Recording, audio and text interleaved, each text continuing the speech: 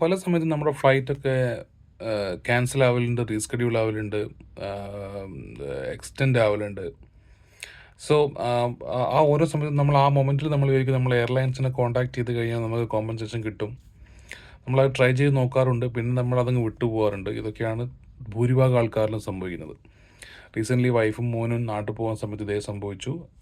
Start ചെയ്യുന്ന സ്ഥലത്ത് 4 മണിക്കൂർ ഡിലേ ആയി. ആ 4 മണിക്കൂർ ഡിലേ ഉള്ളതുകൊണ്ട് ട്രാൻസിറ്റിൽ അവിടെയും 12 മണിക്കൂർ ഡിലേ വന്നു. സോ ഞാൻ എയർലൈൻസിനെ കോൺടാക്ട് ചെയ്തു, നോട്ട് ഈവൺ എ റിപ്ലൈ. പിന്നെ കുറേ ആപ്സ് ട്രൈ ചെയ്തു, കുറേയൊക്കെ സ്കാമാണ്. Finally I got one. Okay, അത് വേർത്ത് ട്രൈ ആണ്. എല്ലാവരും ഇൻസ്റ്റാൾ ചെയ്ത് വെക്കേണ്ടത് അല്ലെങ്കിൽ ബുക്ക് മാർക്ക് ചെയ്ത് വെക്കേണ്ട ഒരു ആപ്പാണത്.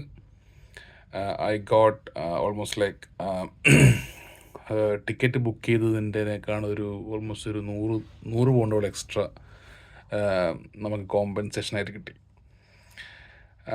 അതിൻ്റെ ഡബിളാണ്. പക്ഷേ ഡെഫിനറ്റ്ലി ഈ ആപ്പുകാർ ഒരു പൈസ വരെ ചാർജായിട്ട് എടുത്തിട്ടാണ് ബാക്കി നമുക്ക് അയച്ചു തരാം. So it worked. ഞാനത് കിട്ടുന്ന പ്രതീക്ഷിച്ചിട്ടില്ല. പക്ഷേ ഈ സാധനം ട്രസ്റ്റ് പൈലറ്റിലൊക്കെ നല്ല റിവ്യൂ ഉള്ള ആപ്പാണ്. ഞാനൊരു ലിങ്ക് ഞാൻ എൻ്റെ ബയോയിൽ കൊടുത്തിട്ടുണ്ട്. ആവശ്യമുള്ളവരൊന്ന് ട്രൈ ചെയ്ത് അല്ലെങ്കിൽ ബുക്ക് മാർക്ക് ചെയ്ത് വെച്ചോ. ഡൊമസ്റ്റിക്കിലും വർക്കൗട്ട് ആവും എന്നാണ് വിശ്വസിച്ചുണ്ട്. ഡൊമസ്റ്റിക്കിൽ ഇപ്പോൾ UK ചെറിയ പൈസയൊക്കെ ടിക്കറ്റുള്ളൂ. പക്ഷേ വർത്ത് ട്രൈ. ചെറിയ പൈസയാണെങ്കിലും നമുക്ക് കിട്ടിയാൽ പുളിക്കൂലല്ലോ. സോ വർത്ത് ട്രൈ ആണ്. എല്ലാവരും ബുക്ക് മാർക്ക് ചെയ്ത് വെച്ചോ അല്ലെങ്കിൽ ഇൻസ്റ്റാൾ ചെയ്ത് വെച്ചോ. വർക്കൗട്ട് ആവുന്നുണ്ട്.